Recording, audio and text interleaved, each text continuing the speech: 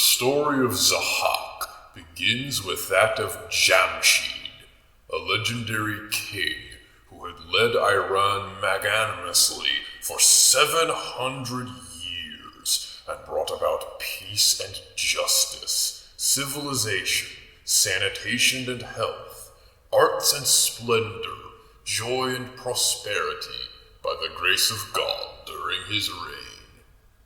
But his success eventually led to pride and arrogance. He thus demanded to be recognized not only as the ruler of the world, but its creator. The arrogance marked his downfall as God withdrew the far, or divinely granted royal grace, fortune, and wisdom granted to Jamshid. Jamshid's fortune declined until Zahhak appeared.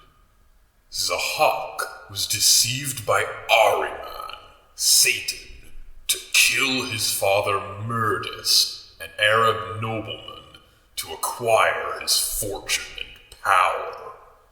Ahriman assisted by digging a pit and covering it with leaves and branches in the garden where Mirdas took a walk and prayed at dawn every morning. Mirdas fell in the pit and died. Zahhak became the ruler. Ahriman appeared as a cook and presented Zahhak, the new ruler, for 3 days with marvelous spreads of delicious, colorful dishes made of birds and animals. On the 4th day, Zahhak, pleased with the cook, told him to ask for anything he desired. Having waited for the opportunity, Ahriman replied that he wished nothing but Zahhak's happiness, and would be overjoyed if he was allowed to kiss the king's shoulders. Permission granted, Ahriman kissed Zahhak's shoulders and disappeared. 2 black snakes appeared where Ahriman's lips had touched. The snakes could not be removed, as new ones would replace them as soon as they were cut off. All physicians and healers in the realm proved powerless to deal with the snakes. Ahriman appeared in court as a skilled physician and prescribed a young human brain to be fed daily to each snake to keep Zahhak safe from them.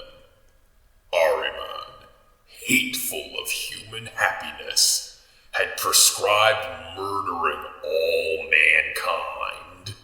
At the time that Jamshid lost his divine far, Zahhak took the opportunity to attack Iran. Jamshid was defeated, escaped, and remained in hiding for 100 years. He was finally caught and on Zahhak's order cut in half. Zahhak claimed Jamshid's throne. He ruled as an evil tyrant for years and killed many innocent young people to satisfy the snakes. One night, he dreamed that 3 warriors attacked, bound, and dragged him to Mount Damavand near Tehran as a cheering crowd followed. The dream terrified Zahhak, and he consulted many wise men and dream interpreters. A brave one finally interpreted that Zahhak's days were numbered, and a new king, Feraydun, would overthrow him. In the meantime, Kaved the blacksmith marched into Zahhak's palace one day to protest loudly the arrest of his 8th son to be killed, as were the previous 7, to satisfy the demonic snakes. Taken aback at Kaved's fearlessness, Zahhak ordered Kaved's son to be released, but asked Kaved to recognize the king's royal generosity, justice, and benevolence by signing a document already signed by the leaders of the land. Kaveh tore up the document in rage upon reading it and scolded the stunned, cowardly courtiers serving a demonic tyrant. Kaveh stormed out of the court with his son, hoisted his leather apron on a lance, and called upon people to join together to remove the tyrant. People listened, and thus began Kaveh's revolution, and his apron became the legendary national banner, Drash-e-Kaviani. A brave young man named Feraydun, whose father had been killed by Zahhak, a descendant of the Persian king Tamirez, had already risen to avenge his father. Kaveh, his son, and his followers joined the noble young man as their king, as they recognized the sun-like splendor of divine Far in him.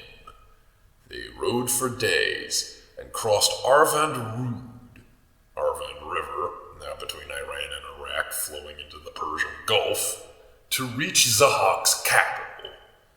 They conquered the town and palace and freed prisoners, but Zahhak and his army were away. When informed that his palace had been occupied, Zahhak and his great army rode to the capital, but were attacked by inhabitants from all corners.